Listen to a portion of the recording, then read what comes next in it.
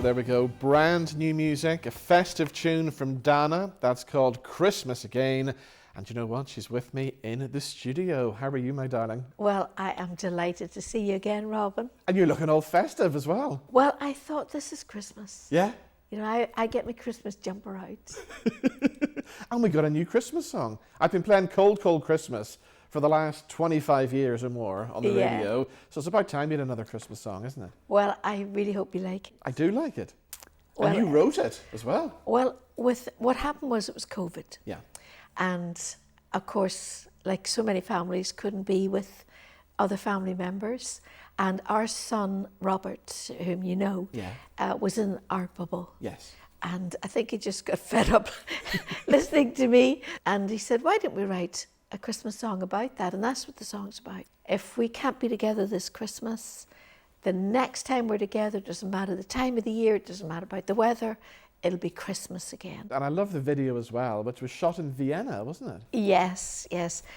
We wanted a video to go with it because not every studio you can't go in and sing now. But Vienna was the earliest opening markets.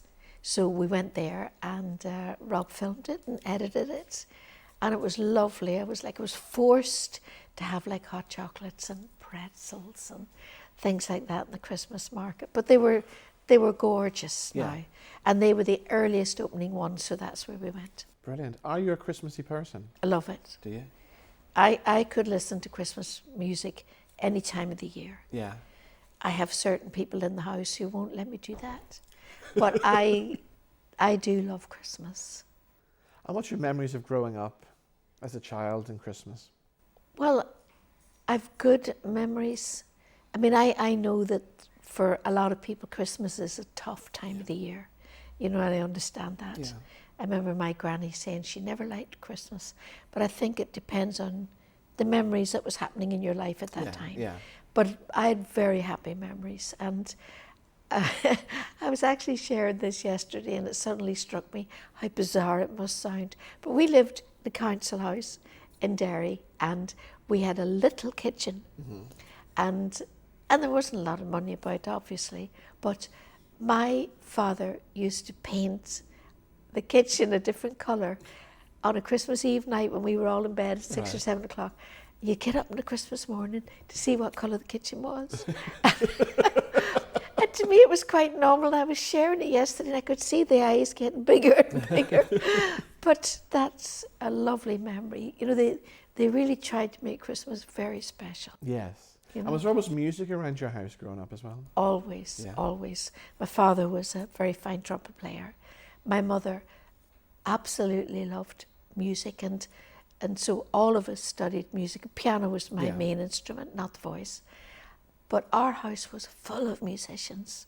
Like I have again, it would only been about 9 or 10, and my father's band, because he had his own dance band, they were filming in the front room, and my brother's band were in the kitchen. Yeah. And my sister's band that she sang with, they were in one of the bedrooms upstairs. There was nowhere to sit except the stairs. Yes, yes. So all I heard was this sound, all this different music, and just sitting there and feeling completely content. Yeah. And is that when you knew you wanted to be a singer then? I never knew I wanted to be a singer. I always knew I wasn't the outstanding voice. You know, there was so many great singers, when I grew up, so many marvellous singers. But, I liked to sing. I won the under 10 girl solo. Right, yeah. And there was 120 in the competition. I was away down the stairs leaving for home when the results came through. But, I sang folk music. I love folk music. And there was a big trend in folk music, in the 60s. And it was actually by accident I ended up singing on my own. I was doing a talent competition run by Father Daly, and I was entered in a dance thing because I did ballet, and she got sick, and I went back to say, I can't enter, can I get my money entrance fee back? And he said, well, you sing and you play the guitar, don't you? And I said, well, yeah. he said, well, I'll put you in the folk section. Yeah. It took me years to realise he just wouldn't give me back that £1, you know. But I came second, Yeah. and then I did another competition. I came first, Yeah. and I won a recording contract with a little distributing company in Dublin. Yeah. So it's amazing, Robin, how, you know, you have your plans for your life and toss of a coin. But then Eurovision would come along, and you Yeah. were probably not prepared for the fame and the publicity that you got when you came back after Eurovision. Oh, that was amazing. Yeah. That was amazing. I was in the National Song Contest the year before. Yeah. It was so terrifying, Robin, so terrifying. I know I was the only one in the green room praying I would not win, because I knew I couldn't have done it. Yeah. And so I thought, I can't do this for a living. So I retired from singing in the summer Yeah. of '69. Okay. And the producer of the National Song Contest, Tom McGrath, he remembered me, and he called up before Christmas and he said, we have a little song, because at that time the broadcaster picked the songs and they matched the singers. Yeah. And he said, I think it would suit you, and would you like to sing it in the National Song Contest? And it was so close to my A-levels, I got permission to do that. And again, there, flip of a coin, it was Tom McGrath Yes. who found the song and matched me to it. And of course, when we went out there, I wasn't known in Ireland. I wasn't known anywhere. Yeah. And my mother, my granny and myself, we flew out with the Irish team. 2 cleaners and a porter waved us goodbye and wished us good luck. And when we flew back, there must have been 5,000 people Wow. hanging off the terminal building. Wow. And then we flew to Ballykelly, first time Yes. that an Aer Lingus flight crossed into UK airspace. Right. Okay. And from Ballykelly into Derry, the streets were lined. Yeah. Oh, it was totally amazing. I was flicking through one of the Sky channels the other night, and on Amazon I discovered Flight of the Doves. No. Which I can't believe I've never seen this. What? I have never seen Flight of the Doves. Well, it's a very much a bona fide kids movie. But it's so, now of course I know the different characters in it. After Eurovision, I was asked to play a part in that film. Yeah. So, you know, you think, oh, and it was a big Hollywood Yeah. producer, director, Ralph Nelson. I thought, Hollywood, it's going to be glamorous, you know, this is a film and it's for worldwide release. So I played the part of a gypsy girl. Yeah. The first thing they did was they greased my hair down, they smudged my face, and the cardigan I wore had belonged to Eamon Andrews. It had holes in it, it had buttons missing. And I thought, this is certainly not what I imagined. So I'd get back to the hotels at the night, there were long days filming, and I'd wash my hair, get all the grease out, and I'd go back in the morning, they'd grease it down, you know. But it was an amazing experience. Jack Wilde, who was the Artful Dodger, and Ron Moody, Ron Moody, of course, who was a brilliant Fagin as well. Oh, amazing, amazing. And the first day, we were filming in the ruins of Clonmacnoise, which is an old monastic site, and there was loads of people all around the place, and I found it very intimidating, you know. Yeah, yeah.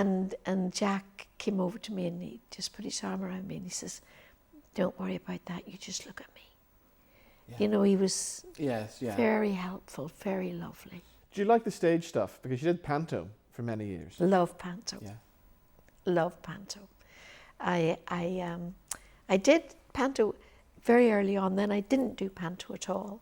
And then after Grace, our first child, was born, I was given a choice. Did I want to do Snow White or did I want to do Dick Whittington? Right.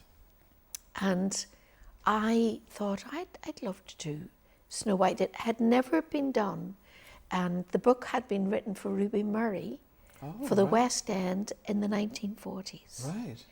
And for some reason, It had never been done since. I thought I'd love to do that. And it became the top panto all over the United Kingdom. Brilliant. For 14 years, Yeah. I did it straight, and I loved every moment of it. We did it in Hull the first year, and the next year it went in the West End. Yeah. And we were in the Phoenix Theatre. And you know the bit with the apple? Yes. You know, and the wicked witch, she's saying, take a bite, take a bite. So you say to the, will I? And all the kids go, no, no. Well, over the top of everybody else from one of the boxes was a little shrill voice saying, may I speak? May I speak? And all the kids go, no, no. So I take the bite and I fall down, and this little voice from the stall goes, you stupid bitch, I told you not to eat it. And everybody fell apart. I'm shaking on the floor. There's such marvellous, was that you? Were you? Well, I love it. I just thought there, in all the years I've known you, right, I've never asked you, where did the name Dana come from? Well, it came as a nickname. Right. It means to be bold or to be mischievous. And it came about because my sister studied judo, and she was a champion judo. But when she started out, she practiced on me. Oh. So she'd say things like, attack me from the back with a knife. And I'd have this imaginary knife, and the next minute I'd be on the floor.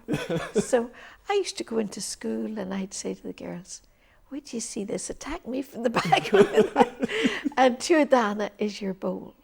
Right, okay. So then when I got that contract, Yeah. I was told that Rosemary Brown was too long a name. Yeah. So I took Rosemary Brown, Dana, which is a nickname, and Rushing Married the Brune, which is longer than Rosemary Brown. But anyway, my class voted for Dana. Right, okay. And that's Yeah. how I got Dana. Wow. Will you do a gig in Belfast anytime soon as well? Well, I'm waiting to be asked. I would love that. Yeah. We must make that happen then. One of the happiest pantos I did was in the Opera House. Yeah. And it was with Jimmy Cricket Right. and May McFetridge. McFetridge, yes. Was May's first panto. Really? Ah, Yep. Okay. And all these years later, still doing it? Oh, he's marvellous. Isn't he? Yeah. I love him to bits. And I think, you know, it's such a tradition, and that theatre is so beautiful. It is. So beautiful. Yeah. Here's hoping I'll be invited to do something in Belfast. Let's make it happen. What's the plans for Christmas then? Well, we fly back from Birmingham on the 23rd, and we will be spending Christmas with our daughter and her husband, and they have 3 little boys from 3 years of age up to 7. So it'll be a real Santa Christmas with a very early morning, and our son Rob will join us there too. Lovely. Dana, as always, lovely to see you. And you. Have yourself a very Merry Christmas. Thank you very much, and lots of love. Thank you.